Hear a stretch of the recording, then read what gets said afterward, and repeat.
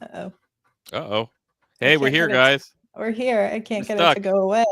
We're Just stuck. dancing. We're stuck. Help. I Okay. don't Help. know. I don't know what Help. to do. Maybe we just reset and we do it again.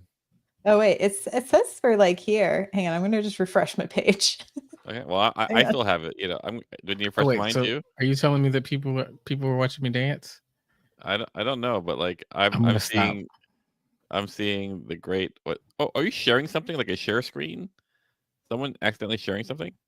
I haven't. No, because I They, can see our little dots here. Like I have a present something. Did I They don't. can hear us, but Mhm. Uh-huh. maybe I can try a different layout. I don't know. Very Like interesting. what? Hi. There we are. All right. Oh, Oh okay. wow, look at that. Oh There my we god. go. Oh my gosh. I Although don't the know. other one was pretty cool too. Hmm. We really got stuck in the buffer. We That's really right. got stuck in the buffer. Hi I was. everyone. Hey Yes. everyone. And now people know my secret is that during our intro music, I dance. You do dance. Dancing. Greetings and welcome to Star Trek Discovery Pod, a sometimes funny, trying to be smart podcast covering all things new and classic Trek. I was trying to find the word that Lucian says to teleport them the first time, but it was just like "Ra-da-da-da." I'm your captain, Mariah Gossett. With me on the view screen, we have Clyde Haynes again. Hi, friend Mariah, friend Captain. Like I don't know what this thing is, but apparently it's going to be in every episode. And Yes. I'm like, believe in the magic that you know, Paul, to touch it. Huzzah. Huzzah. Tonight we are talking about the Infinite Vulcan as well as the Magicks of Megas-tu from the Star Trek the Animated Series. We're going to dig on into it. This is a wild ride. But first, just a couple of reminders. You can subscribe and share the show from Apple, Spotify, or YouTube. Paul, where can people find links as well as our Patreon? Our link is at StarTrekPod.co. And feel free to join our Patreon for access to our community Slack, which will probably change the Discord in the near future. In the meantime, we were Uh, having fun doing the watch alongs. We all There was watched a the Strange New episodes World together. trailers, Choopy. I did not know this. Did you not watch it, Paul? It's in the Slack. Oh, I did not see it either. Oh, I would do a live watch along, but they will totally kick us off of YouTube because of Yes, the they will. content. yeah. But it's great. I'm excited about it. We can review it next episode, but my hot Ooh. freak is 10 out of 10. Very fun. No notes. Nice. No notes. Nice. Very, 10 very out of fun. 10. Clyde, if people are hanging out with us live in the chat, how can they let us know if they have a comment or a question they want us to pay attention to? I was going to say something clever, but I'll just say type capital P, capital O, capital D, capital pod in the chat. And we will take a look at your question, your comment, your query, your thought-provoking, extemporaneous speech, whatever you got. We'll take a look at it. And in a moment when you want to let us know what you think of the overall thoughts of the episode or episodes in this case, just type capital HF in the chat and we'll take a look at your musings. Yeah, you can also, just use the power that you believe in, and we'll probably hear it in our minds. Sure. That can definitely happen. Okay, let's dive into. We'll just do hot freaks about, I think, both of these episodes. Let's see if we come back after I play this video. Here we go. Hot freaks. Oh yeah, we came back. Great. We made it. What did y'all think, Paul? I'm not gonna lie. Like, the last two episodes before this, in the last episode, they're like, oh, those were rough watches. And these two episodes, it's like you go through the deeper valley of like, oh, this is boring, cringe, or whatever, and you come out on the other side of like, it's so bad that it's amazing. And I was like going, oh my god, I wish I was high and drunk. I could only see myself in the writers or the animation room because people just lost their minds making these two episodes. Like it literally could be that they were all on LSD, all at the same time. It's a wonder it got made. It's mwah, 10 out of 10, no notes. Clyde. Yeah. we talk often on this show about having to remember when it was made, right? And we say 73. And my first thought after watching, or really in the middle of these episodes, were like, the drug culture back in the 70s was something serious that I don't think I fully understood. And these are definitely episodes that I would say I would be absolutely surprised if people weren't high when they wrote them. But I definitely think that it's meant to be watched high, which is weird for a Saturday morning cartoon. I imagine in that situation, it's an Just like amazing episode. imagine yourself with like Fruity Pebbles, like your fourth bowl. You're on a contact high from your I mean, parents smoking doobies. And like I mean, imagine with you're like enough you're shit. 4-year-old and you have more sugar than like it would cause a 60-year-old diabetes. Like that's Yes. like you would, oh my god, this would be the most amazing thing ever. Paul, that's what you needed to do, was consume a giant like a trough bowl of big Fruity old- Pebbles, and then these episodes make sense. Well, you're probably not considering my insulin resistance. I'm just, I mean, because I kept staring at the screen. Yes, right. You couldn't turn away. It's like a car crash. I mean, no, I turned away a couple times, but as I was staring at the screen, I was just like, what's happening? I mean, you've got plant people, The Are Phylos? and a you giant anti-plant, human. Clyde? Like, Are you no, I like are you plants. anti like big person? I did No, not know this about hey, you. Clyde. no, I like plants, poison ivy's kind of hot, so that works for me. Like but I was just trying to figure out like what's happening, and then the next episode, and literally it's just like I got a Lucifer mint. Like what's happening? I really liked these. I like these episodes way more than last week. These were fun. These were bananas. These were what I wanted. Bananas. That's the way to go. Bananas. Bananas. Absolutely. Bananas. Correct. And it was just like, yeah, that perfect combination of like, oh, this is so weird and wacky. And what's interesting is both of these scripts, at least from what I have found in digging. So the first one, The Infinite Vulcan, was written by Walter Koenig. So like Chekhov. It's the first time a cast member has written for the show. Love it. He apparently did not enjoy the writing process with Gene Roddenberry whatsoever. Oh. There was apparently a lot of changes, and by the time he got into the voiceover session, he didn't recognize any of the dialogue that he had written. So apparently Gene, as well on the second episode, did the same thing, did heavy rewrites of these episodes. So wow, double fisting pints, maybe. He was having a time. But yeah, because the Magicks of Megas-tu was also originally pitched as a episode for the third season of the live action show. Sure. And it was originally supposed to be God, not Lucifer. And they were going to have God presented as a giant like light figure, not in any kind of humanoid body. What does God need with Starship? This is where Gene was really excited about this idea. But the network said no. So they changed it to a devil character. What's really funny, like, if you have Paramount Plus, which I assume most people do, is the thumbnail of the Megas-tu episode. You see our three mains looking at the back of the devil character, and they cut it in such a way that it looks like he's just showing their junk, and and he's like, what's going on? Exactly. Yeah.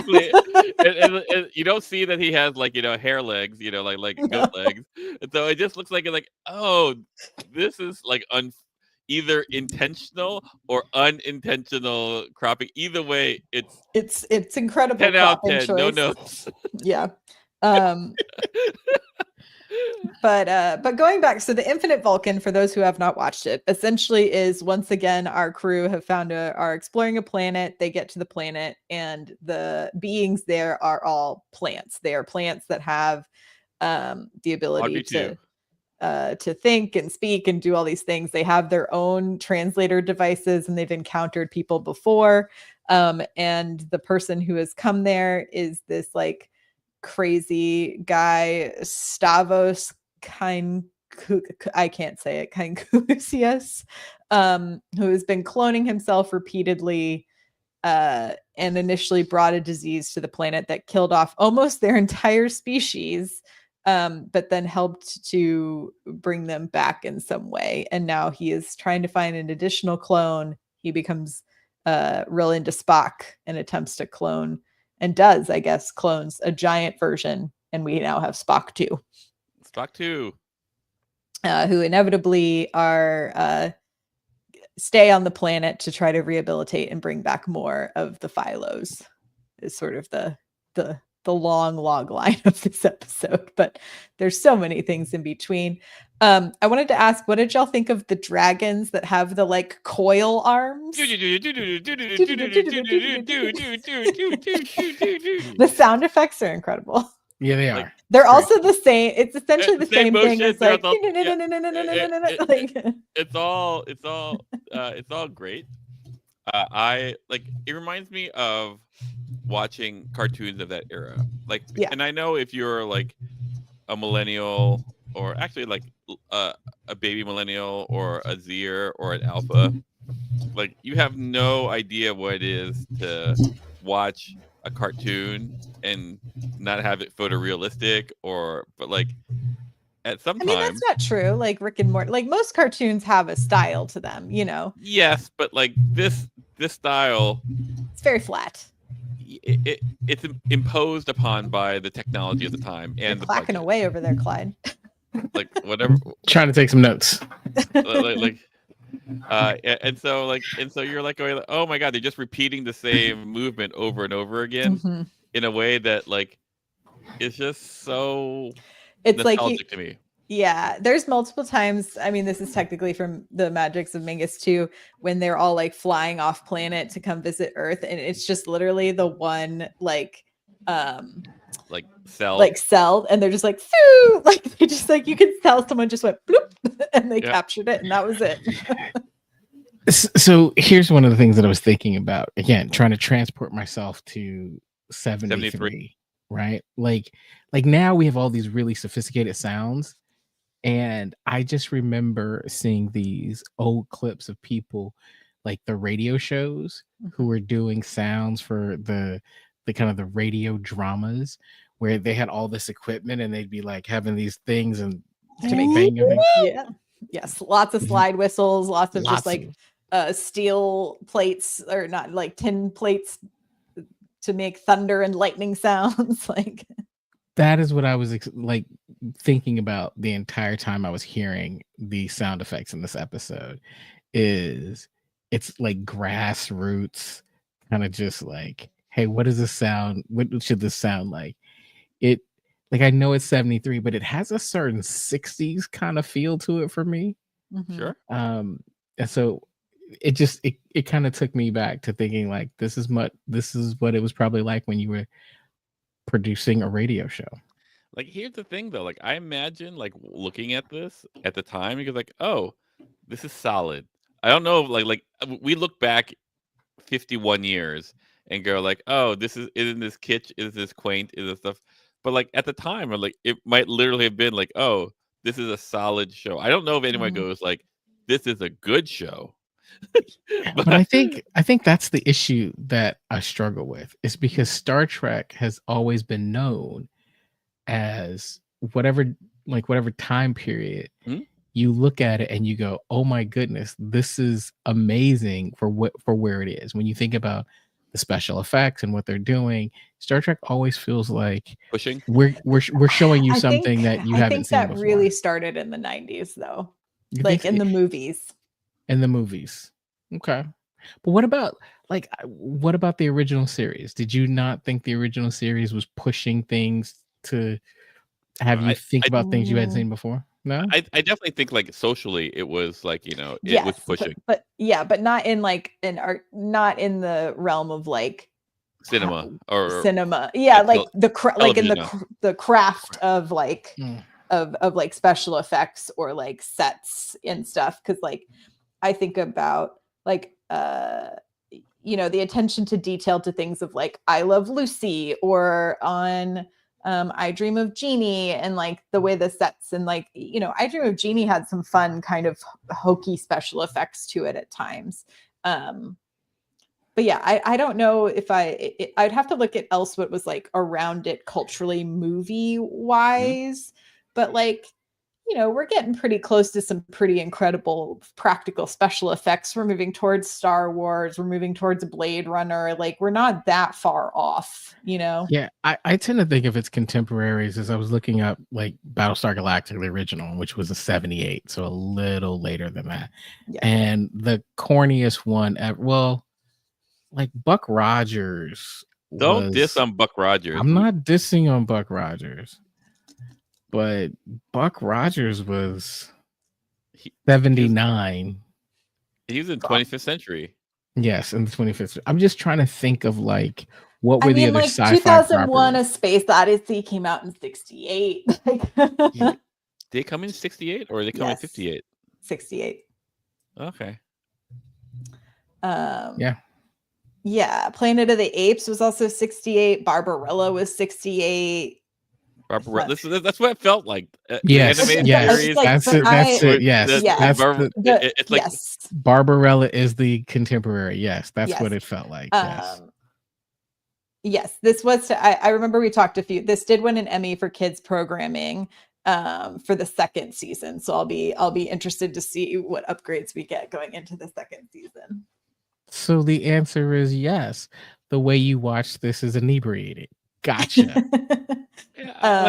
like these two, like I said, like I was watching, like, to be honest, like I was really excited about when you see the little walking plant. I'm obsessed with that little pink plant with the little legs. I was like, I loved her. The poisonous one? Yeah, exactly. It was so cute. So when are we gonna learn? It uprooted, it walked, it rerooted.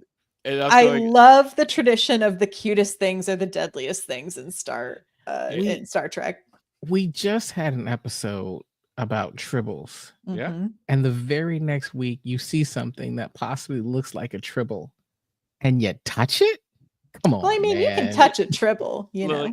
But you shouldn't. You should look at it and go, I don't know what that is. The last thing I should do is just reach my hand down and grab it. It was so cute. I get it. It was so cute. Sulu was right. And so like I look at that and I was like, oh, this is going to be really interesting. And then like the coil birds came in, and I have to say I blacked out. I go like, oh, why is this so hard for me to like? Let's rewind it again, and I blacked out again. And this is in the middle of the day. You took a nap? Is that what you mean by blacked out? Because I'm like, I guess, you don't drink. I don't know. Like I go like, oh, what just happened? And so I watched it today, and it's like, oh, I don't know why I kind of blacked out. But I don't know. Maybe it had after watching Mingus, like I was able to inoculate myself from the awesomeness. But like I was like, oh, these two episodes are just so crazy that like my brain went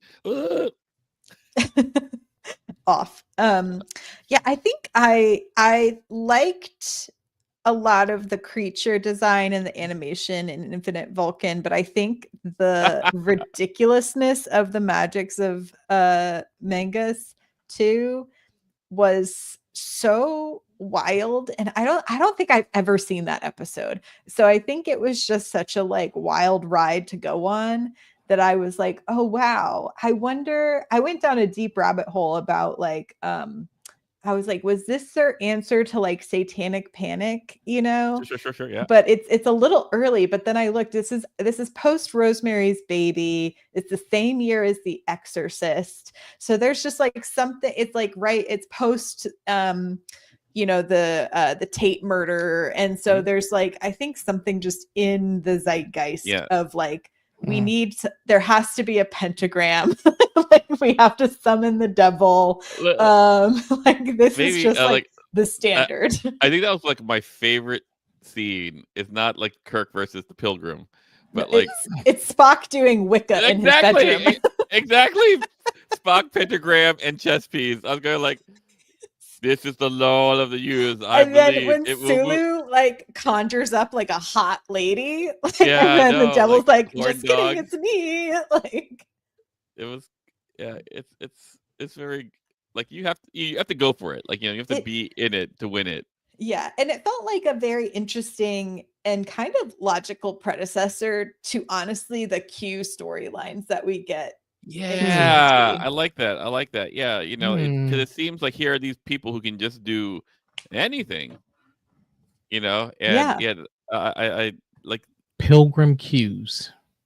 Yeah, because they just chose the form of Pilgrim to like essentially do a morality test on Kirk. Well, and they were all burned at the stake. That was the history, right? That's why they're all pissed Yeah, off. I was like, I thought it was all women, but that was maybe just in my history books. I don't know what Chupi's you're like reading. the big wizard battle at the the Ministry of Magic in Harry Potter was stolen from the battle in Megas-tu.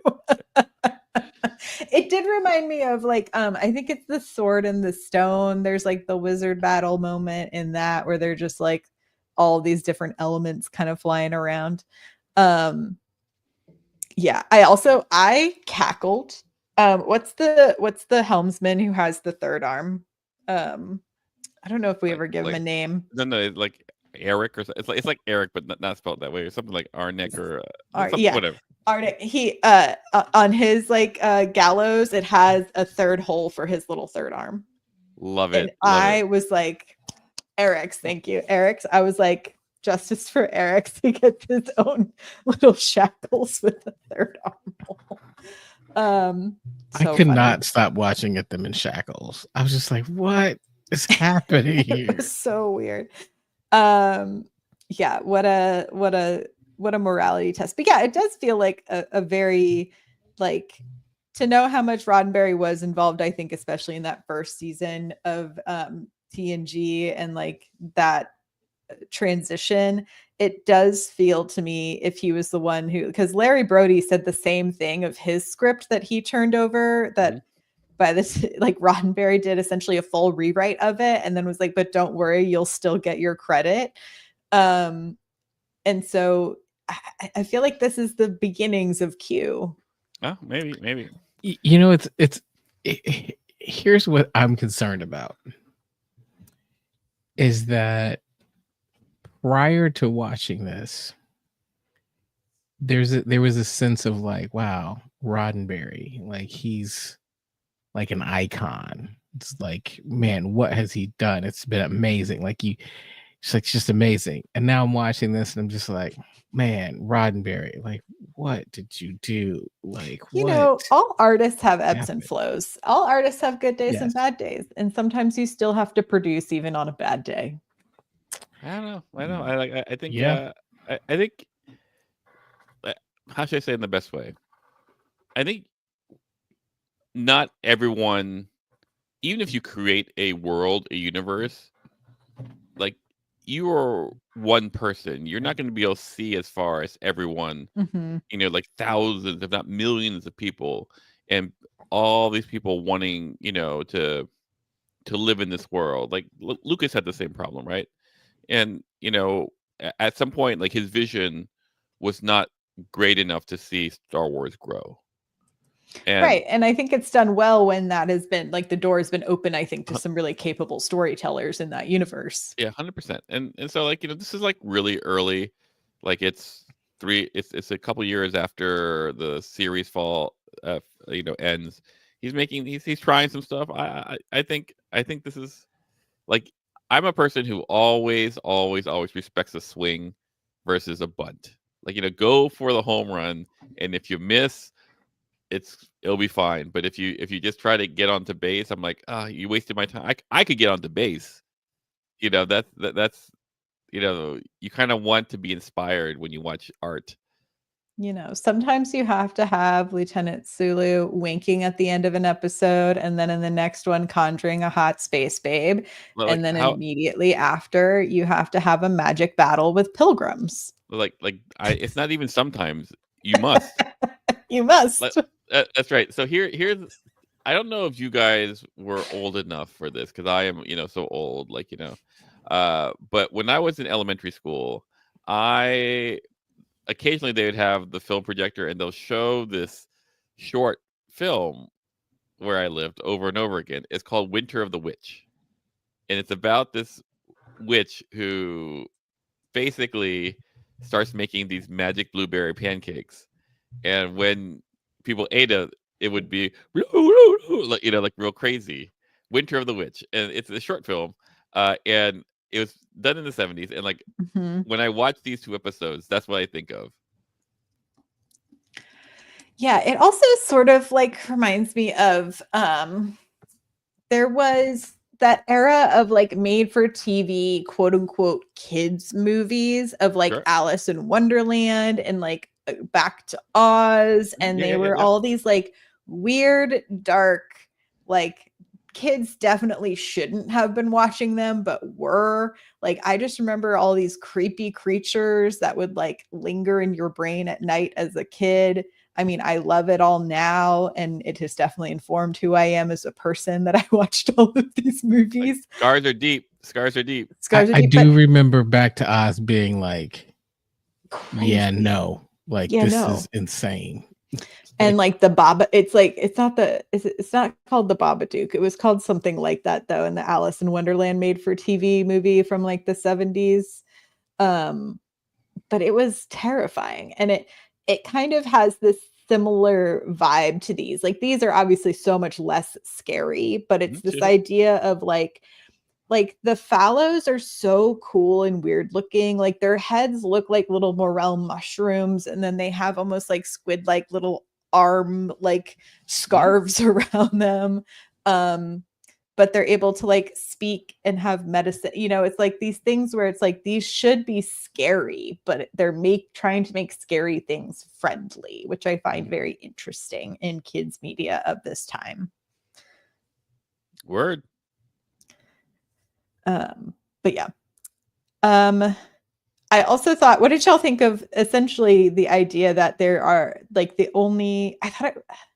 idea that magic is what started the universe, if that's what is that just the the galaxy. Just the galaxy. Okay. From a different dimension, and of course, blah blah blah. And I go, whatever. I was thinking that is a novel concept if you are high as balls. It's a space-time whirlwind, space energy whirlwind. Ooh. Warp 6, Captain. Warp 7. Warp 9. Warp 10. I mean, you know what, Paul? You just said warp 6 and warp 10, and the thought is, here I am criticizing and going, "Hey, you're talking about magic and all this stuff, and that's weird, and you must be inebriated." But theoretically, what we're all fans of is somebody going, it'd be cool if there was a ship, not a boat, magic. That's right. but a space ship that could go so fast that it could travel anywhere, and people just lived on this forever. I mean, technically, that's a wild out kind of concept. No, it's all just believe in the magic. Ooh. Are y'all comic book people? Yes. I've been known to read a comic or two. There's a series right now. I think the first 2 are out. The third one, I'm not sure. I think it's supposed to come out in April, but it's called The White Yacht. But essentially it's this idea that there is a boat that travels through space and time and collects all of these different artifacts. And there's a magical island where a lot of these things sort of interact and stuff. And this guy's brother goes missing and somehow is linked to the island. Anyway, it's a cool series, but the idea of this traveling vessel is very linked to that comic book. So I'd recommend if you're looking for something. Love it. Love it. I've lost my question. Now it left my brain.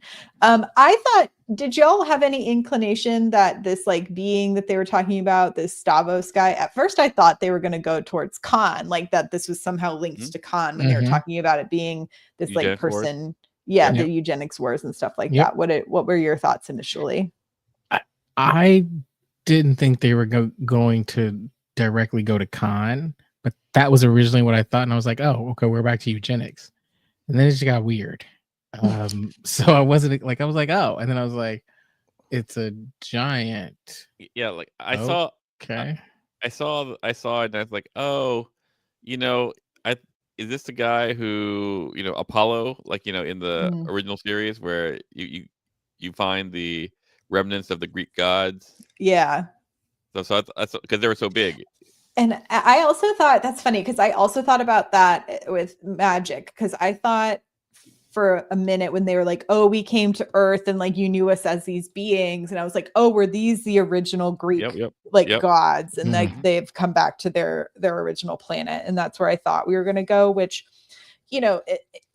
I saw what they were trying to do, I think, with the idea of Lucifer, this originally being God, but I think, I don't know, to me the Greek mythology stuff I think would have been more fun to play with, especially with these like morality plays and Have you always been so anti-pilgrim? they're not my Well, faves.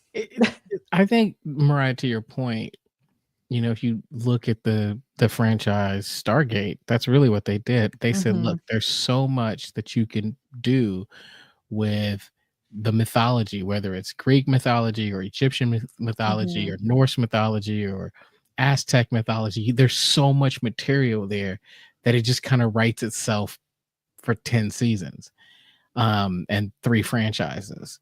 And I agree with you. I think if they had tapped into that, it would have been kind of interesting. And this whole episode, Paul, to your point, you look at the thumbnail, and I thought we were going something else. And maybe that's what it was. I was excited because I was like, oh, we're doing one of those. They land on a planet that is like old time Earth, right? Mhm. Like, oh, okay, right, lock and step with what we're used to.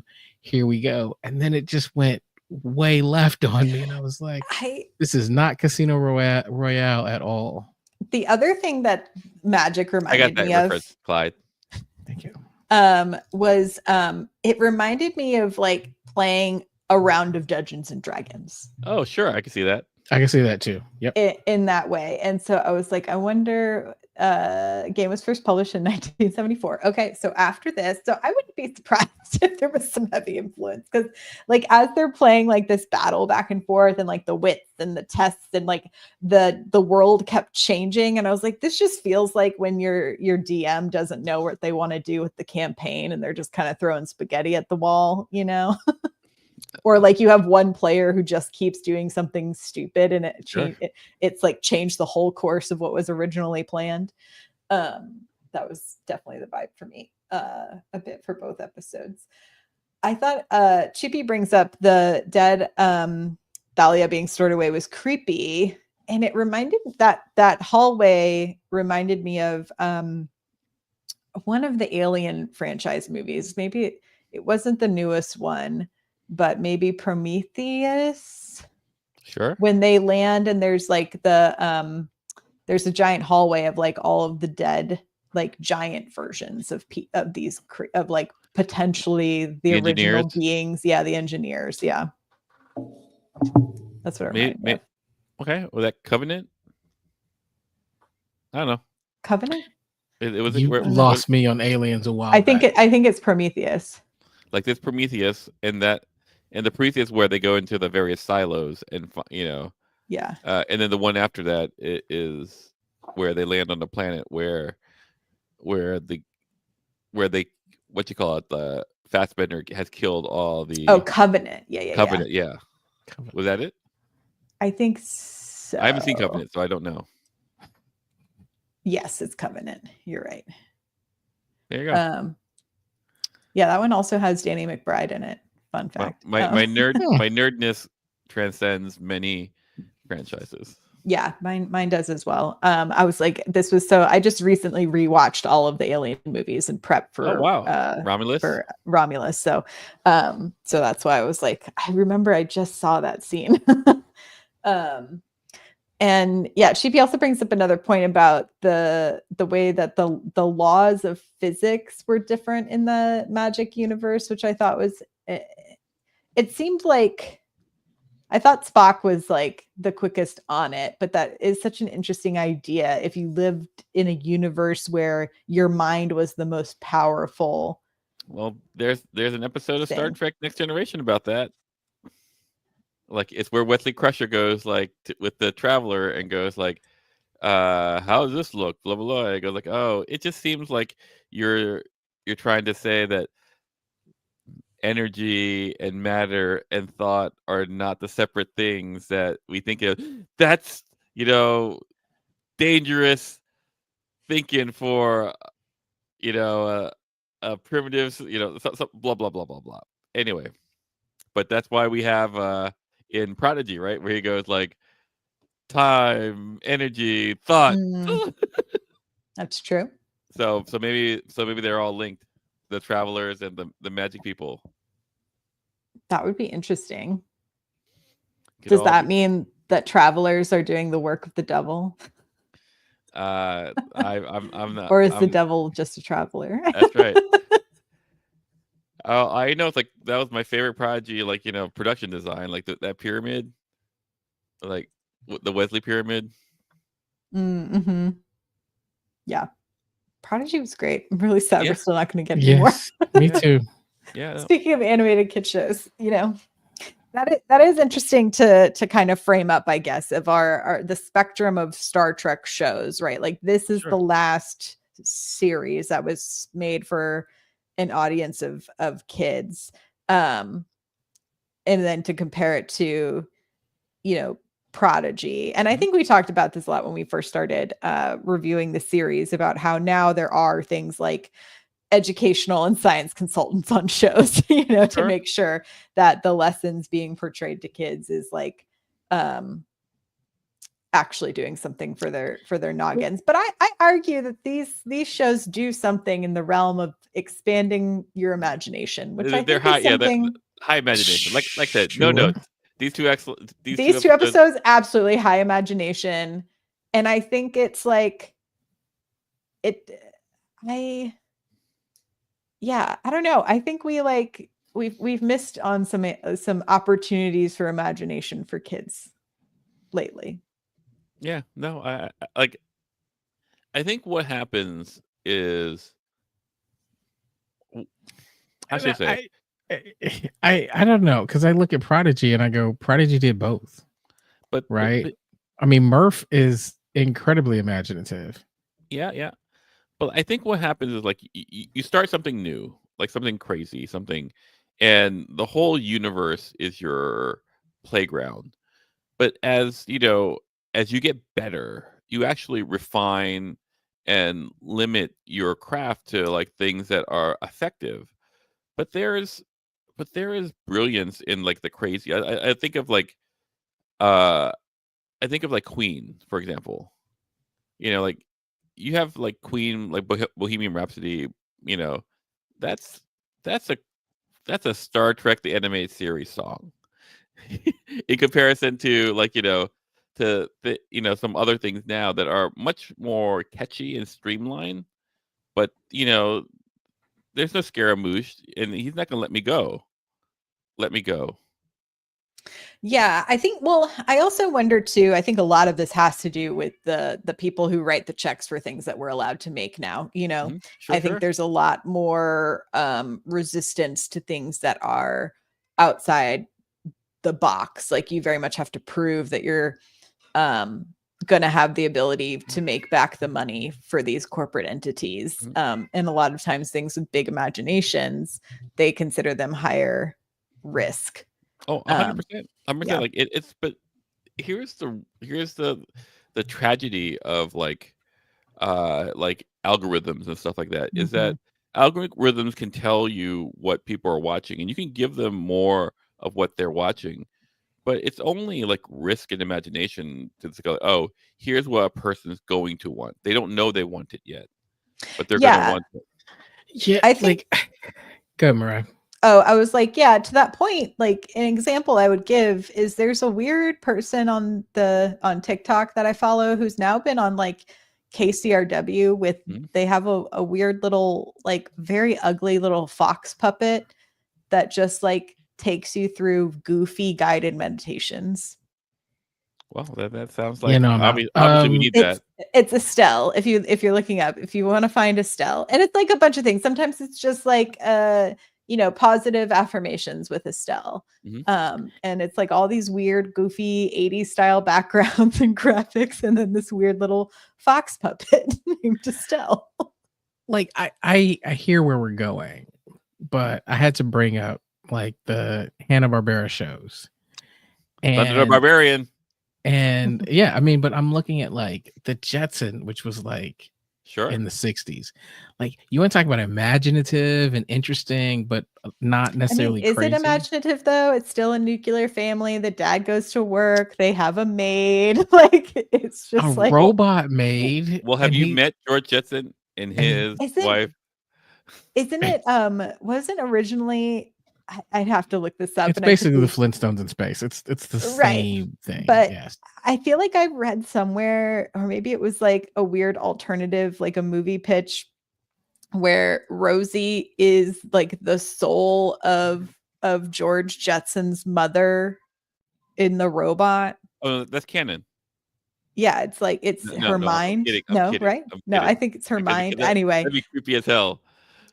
there's some weird lore around the around Rosie's Like having your origin mom stories. essence as a maid, as cleaning up Mhm. after you and your wife and your that's dark. That's dark. I love it.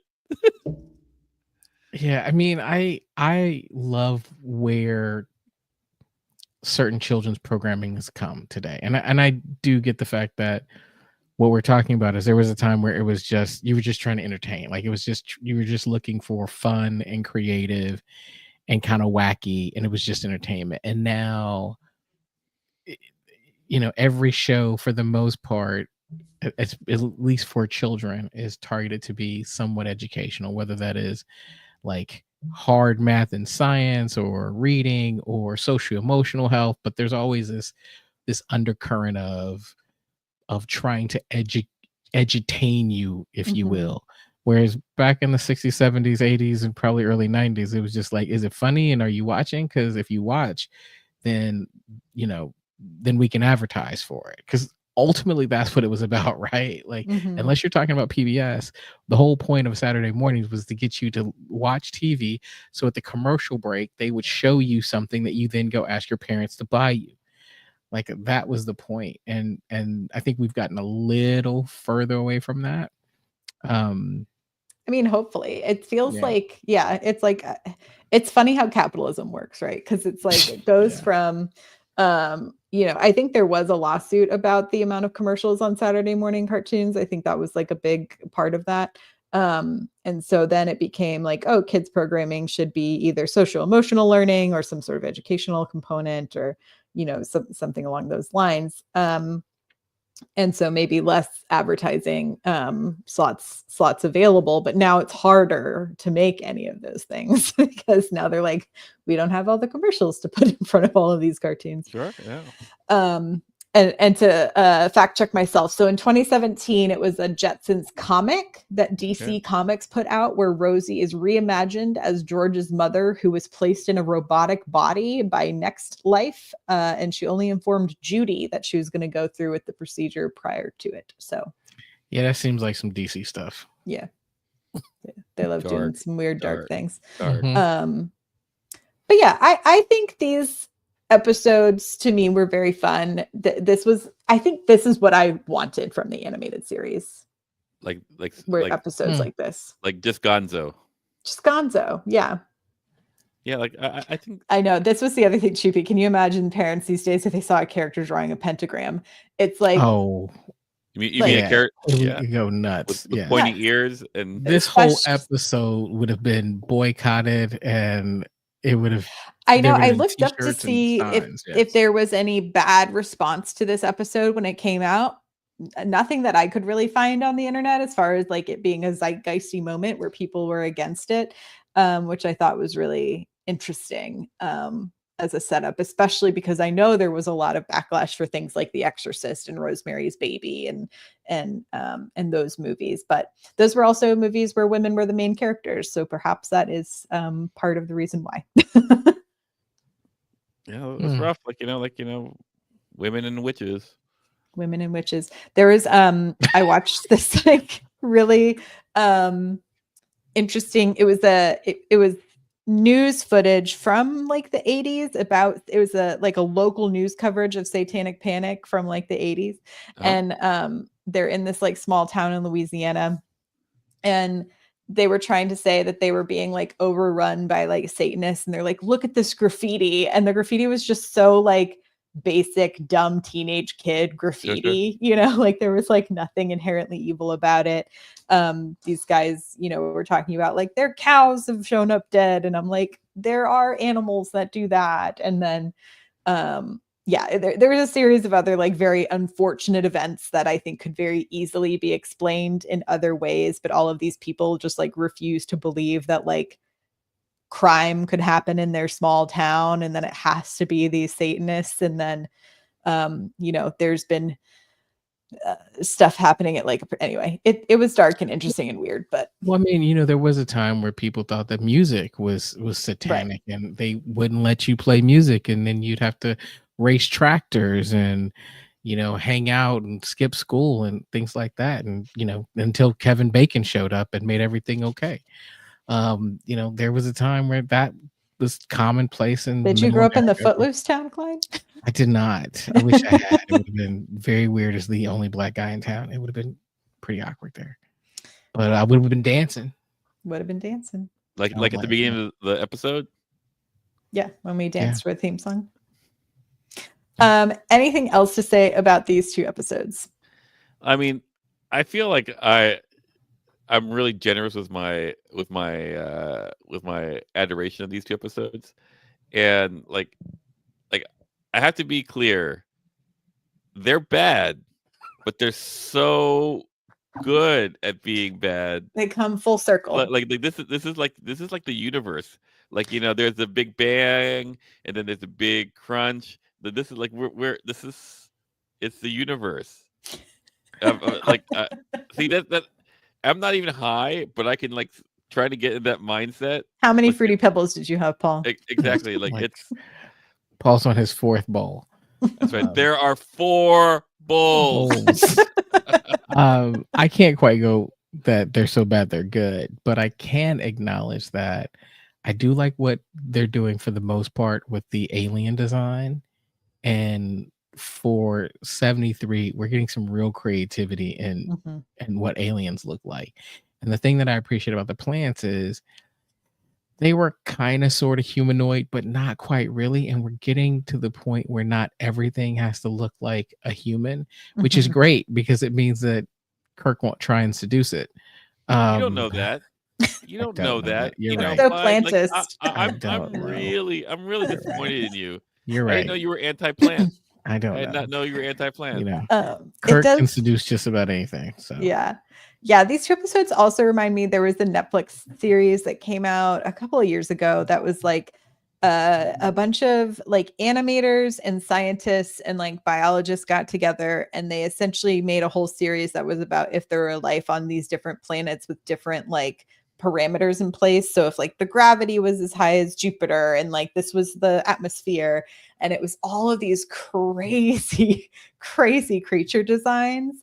I'll try to find it and post it in the Patreon Slack. But I just remember watching it and I was like, oh, everyone who worked on this project did drugs before they came to the meeting. Like, because the creatures were so wild. It was like so crazy. Yeah.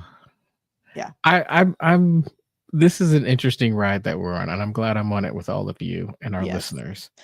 The other fun piece of updates is based on the Strange New World trailer. It says coming this summer. Oh yeah, so baby. We'll have Summer of Trek, which will be very exciting. Our current pacing for the animated show series has us wrapping up in May, so we'll have to find something to kind of cover us between May and June, but maybe we can do a quick seasonal recap of Strange New Worlds in time for that. I am really like excited about Strange New Worlds, and I haven't seen the trailer. I'm just Oh, Reese Darby is in this season, you guys, and I'm so The excited. Reese Darby? The Reese Darby. the Reese Darby. Who's Reese Darby? I don't know. I'm Did looking you it up watch? now. Oh my gosh, guys, did you not watch Our Flag Means Death? I did. He plays Bits and Steve. pieces. Oh, okay. Yes. Okay. Oh, yes. He's also he's Murray from hilarious. Flight of the Conchords. Yeah. Yep.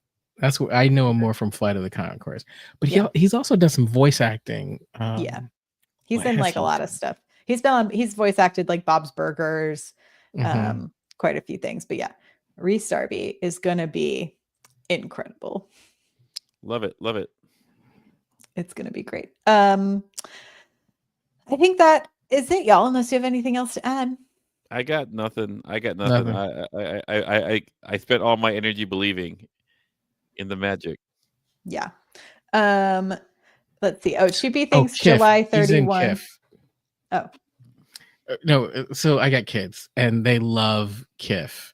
And so Reese Darby's in Kif. Mhm. I think he plays like principal secretary or something like that. And so I've heard him. So they play the songs. So I hear him all the time. But yeah. That'll be really fun. I'm excited about it. I had just thought of something else and then it fully left my brain. It's all right. We'll talk to you all next week. Until next time, y'all. Live long and prosper. Bye-bye. Later, everyone. Later.